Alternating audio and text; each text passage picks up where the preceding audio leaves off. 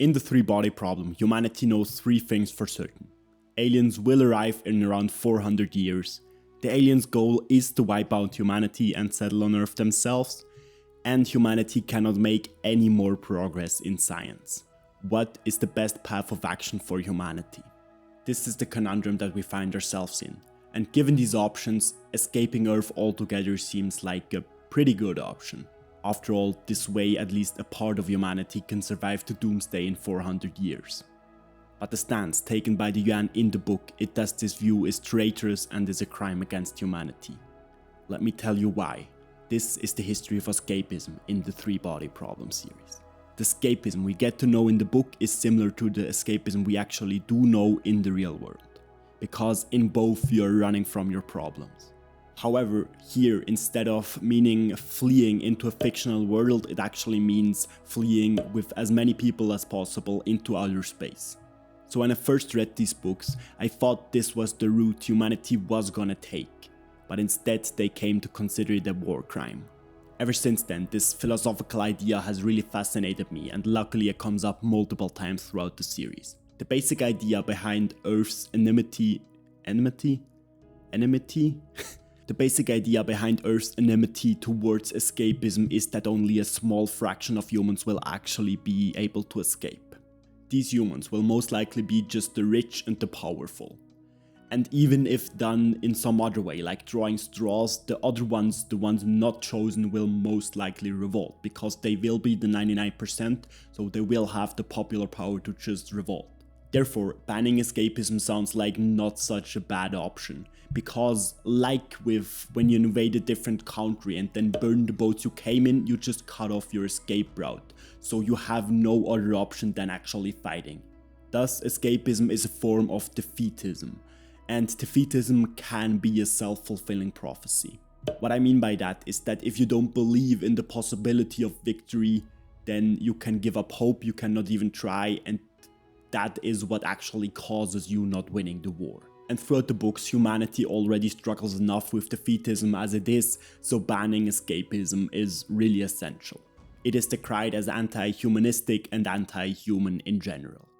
To understand more about escapism beyond it just being a form of running away, we need to check out the three possible destinations of escapists. The first possible destination is an entire new world.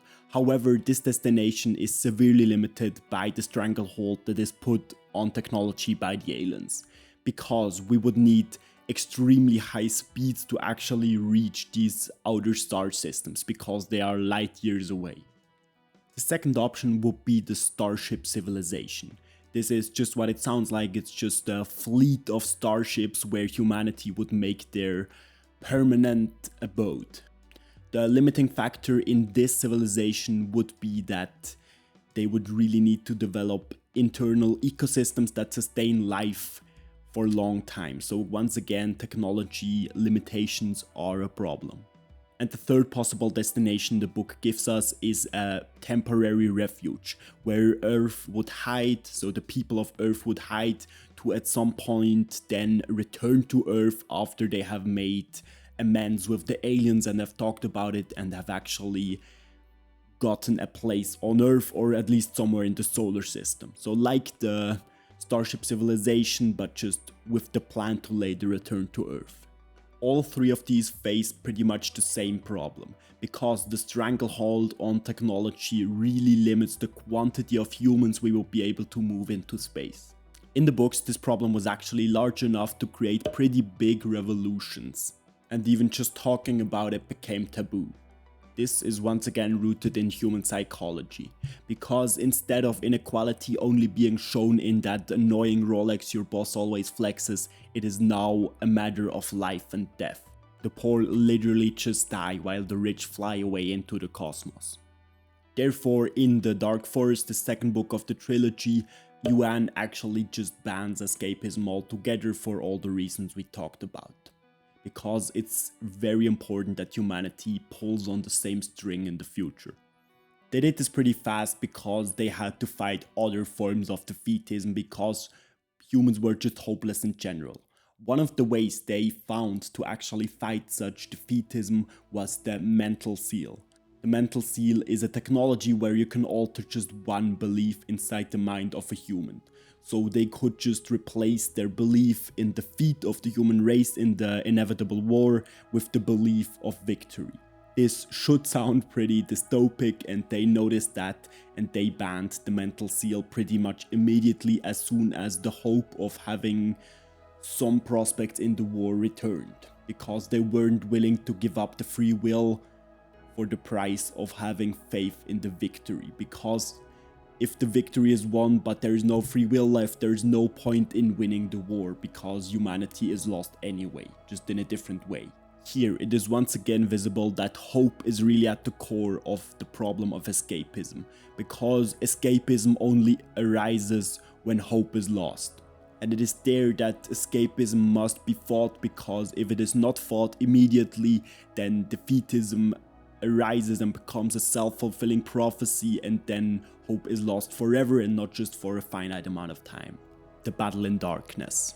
Without spoiling too much, there comes a point in the books where it becomes obvious that humanity has no shot at all in the doomsday battle. Therefore, after 2 centuries of silence, escapism comes to the forefront of every human mind once more. And once again, humanity realizes that escape for the 1% is not an option. A little bit prior to this, a few human spaceships actually made it to deep space, escaping from the immediate threat. But soon after, as they were just 5 spaceships floating in space, they realized that they had to fight each other for resources in a kind of cannibalistic war, consuming the others and plundering their resources, and sadly later actually resorting to just full-on cannibalism because the calories couldn't be wasted. Recent events had proved that when the spiritual bonds with Earth were snapped, people in space suffered total spiritual alienation. So even if escape were successful, what survived would no longer be human civilization, but some other dark and evil thing. This is how the humans in the books came to define so-called nega civilizations. They didn't carry forth the human spirit, and they might even become a danger to humanity on Earth. For example, if they broadcast the location of Earth into deep space, then some other third-party alien nation which felt threatened just by the sheer presence of humanity could go wipe them out, because there would probably be some civilizations that were just technologically a lot more advanced, and just the location would be enough for that race to just wipe out Earth. And while you might think that escapist humans would not have a reason to actually broadcast that location, we don't know how the psyche in space actually develops. They might not have a reason for enmity towards the human race on Earth, but they might not need one. And it would take only one single person to give away the location of the Earth. And this is what gave rise to perhaps my favorite sentence in all of the 3 books. That's right, 5 minutes into the all-hands meeting, the fundamental values of this totalitarian society had received the support of the vast majority of the crew. So let me tell you, when humans are lost in space, it takes only 5 minutes to reach totalitarianism. So the necessities of the harsh environment of space has actually driven humanity into the hands of despots once more. This is the story of escapism. It is a story of hope, its absence, and inequality. It's a story of humanism, alienation, and nega civilizations. I hope I could pique your interest, and I hope you really give these books a chance and go read them in full, because they do the idea of escapism way more justice than I ever could. But I still hope you enjoyed this brief introduction to the topic.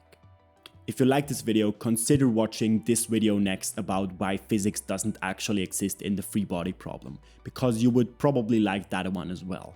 And it would really help me if you could leave a like or leave a subscription, because that's really the only way that the algorithm notices people. Thanks for watching.